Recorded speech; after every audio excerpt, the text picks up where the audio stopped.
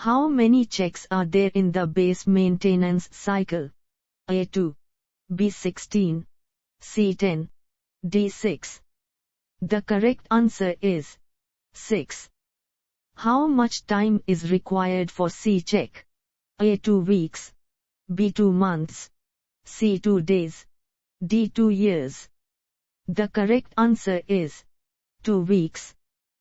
Category B check is performed at A hangar, B apron, C MRO site, D parking bay. The correct answer is hangar.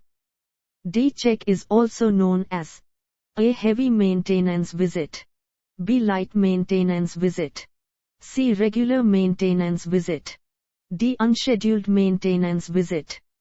The correct answer is heavy maintenance visit. Which one of the following is not true with respect to base maintenance?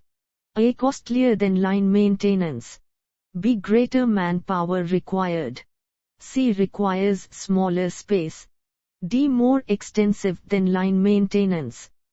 The correct answer is requires smaller space. D checks are unscheduled. A true, B false, C, D. The correct answer is false. Base maintenance is more extensive than line maintenance.